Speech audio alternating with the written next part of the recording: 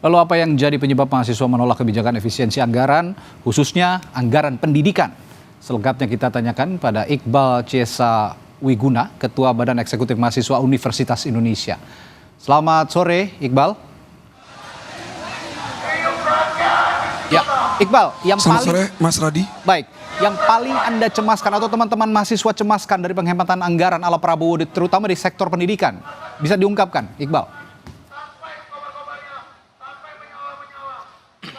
Baik, seperti yang kita lihat minggu lalu sudah beredar berita yang cukup mencemaskan teman-teman mahasiswa, yang cukup bisa mencekik teman-teman mahasiswa, yaitu terkait dengan penghematan anggaran pendidikan yang kiranya kurang tepat.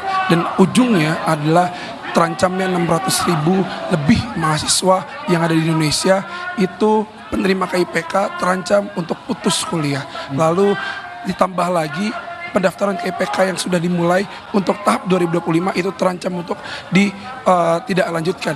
Itu hal-hal tersebut yang membuat kami mahasiswa marah, yang membuat kami sedih karena teman-teman kami terancam untuk putus kuliahnya. Oke, tapi kan Presiden ini mengklaim begitu, Iqbal, manfaatnya akan kembali ke rakyat sebenarnya, efisiensi anggaran ini. Tapi mahasiswa hari ini melancarkan protes termasuk Anda dan teman-teman. Jadi langkah hemat ala Prabowo Gibran ini yang paling Anda khawatirkan di sisi mananya?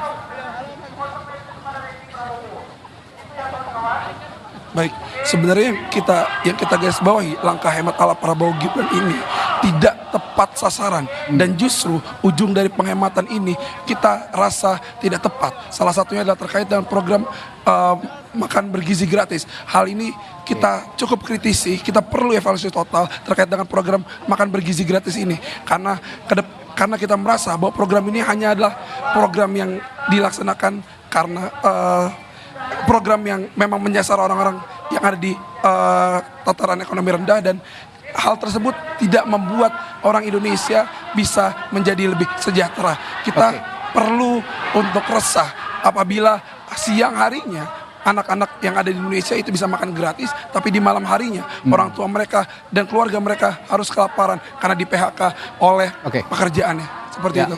Poin Anda dan teman-teman tidak tepat sasaran, itu tadi yang saya garis bawahi ya. Lalu apakah Anda dan teman-teman juga sudah beraudiensi dengan Kementerian Pendidikan Tinggi, begitu Iqbal, untuk masalah impact yang paling terasa untuk dunia pendidikan misalnya?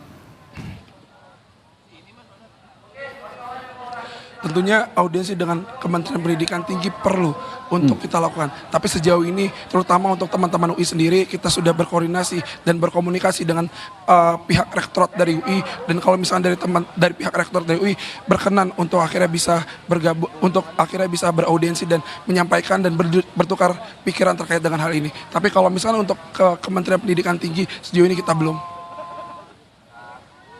Oke. Tadi ada juga dikatakan oleh Presiden Prabowo penghematannya bisa 750 triliun. Ya, Anda garis bawahi tadi tidak tepat sasaran katanya. 750 triliun itu kan jumlah yang sangat banyak sebetulnya. Gagasan dari mahasiswa, jika memang Anda tadi mengkritisi ini tidak tepat sasaran, sasarannya kemana seharusnya 750 triliun ini, Iqbal? Maaf, boleh diulang tadi agak sedikit. Oke, baik, saya ulang pertanyaannya. Presiden Prabowo kan mengatakan bahwa ada penghematan 750 triliun. Tapi Anda juga mengkritik bahwa penghematan ini tidak tepat sasaran. Jadi menurut teman-teman, menurut Anda juga, yang tepat sasaran ini diarahkan kemana jumlah efisiensi 750 triliun ini, Iqbal? Tentunya Presiden Prabowo dan kabinetnya perlu untuk mengevaluasi kembali.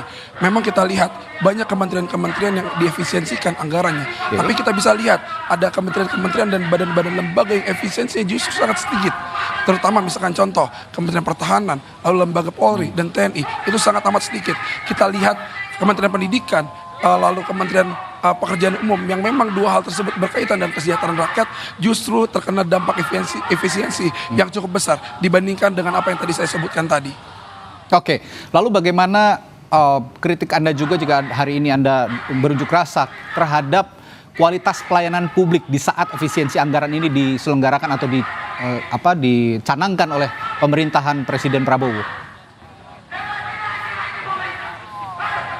Ya, justru dengan efisiensi anggaran yang dicanangkan oleh pemerintahan Presiden Prabowo ini, kita melihat ada beberapa pelayanan publik yang justru perlu terpotong dan akhirnya berdampak dan berimbas kepada masyarakat. Contoh, kemarin kita melihat bahwa ada perpustakaan nasional untuk jam bukanya sempat ditutup dan sempat dikat beberapa jam.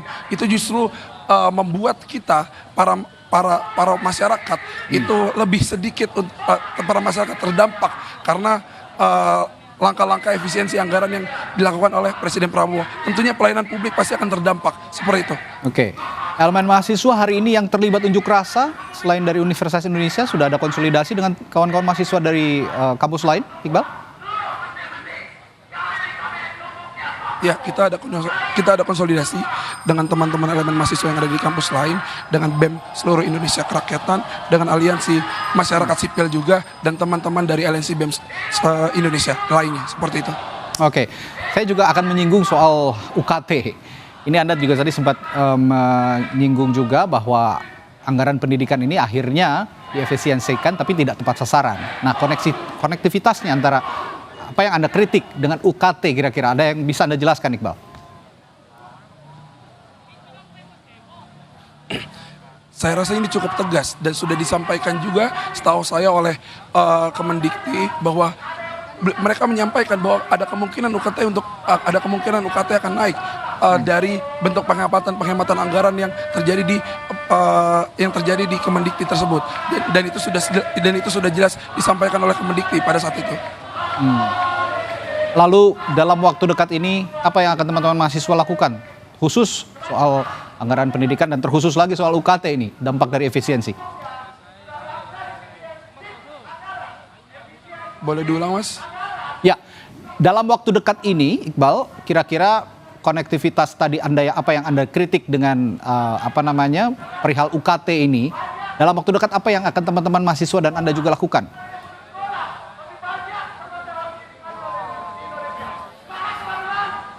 Baik, tentunya terkait dengan UKT ini terkait dengan UKT ini tentu akan kita perjuangkan. Baik itu kita bergerak turun ke jalan, aksi massa untuk menuntut kepada pemerintahan Presiden Prabowo dan terkhusus kepada Kemendikti, ataupun kita bergerak ke masing-masing dari universitas masing-masing. Seperti itu. Seperti yang tadi saya sampaikan juga, dari UI sendiri sudah bergerak dan mencoba untuk beraudiensi dengan pihak kampus sendiri. Seperti itu. Oke, Iqbal, saya ingin tegaskan kembali sebenarnya soal efisiensi ini dan perihal-perihal yang poin-poin utama yang Anda kritik dan teman-teman mahasiswa kritik hari ini melalui aksi unjuk rasa. Jika memang ada efisiensi, pos-pos mana sebenarnya yang patut menurut Anda dan teman-teman untuk diefisiensikan dan juga tidak patut untuk diefisiensikan? Sudahkah ada mapping dari Anda sendiri dan teman-teman mahasiswa sebenarnya soal efisiensi ini? Oke, terkait dengan efisiensi tentu pasti ada poin baiknya. Contohnya apa yang disampaikan terkait dengan anggaran belanja ATK atau anggaran untuk pertemuan atau anggaran untuk dinas perjalanan, tentu hal tersebut baik untuk diefisiensikan.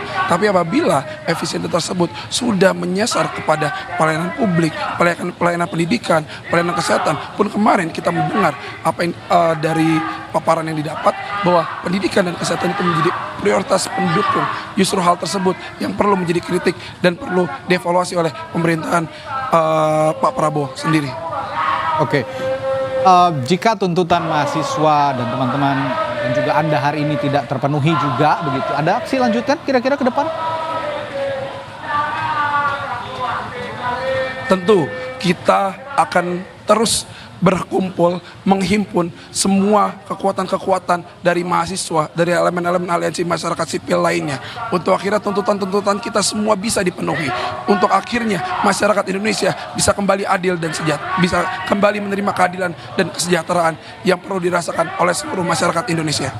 Oke, terakhir saya beri kesempatan Anda kembali, Iqbal, sebagai Ketua BEM Universitas Indonesia untuk mengutarakan tuntutan yang paling pokok kepada pemerintahan Presiden Prabowo Subianto. Silakan.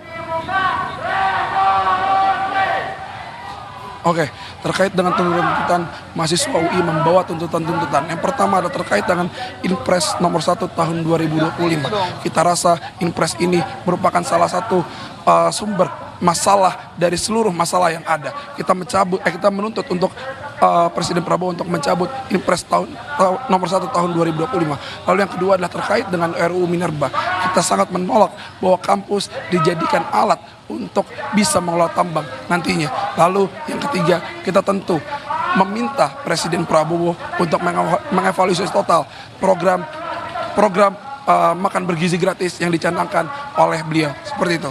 Baik, terima kasih Ketua Badan Eksekutif Mahasiswa Universitas Indonesia, Iqbal Ciesa Wiguna, telah berbagi perspektifnya di Sapa Indonesia Malam.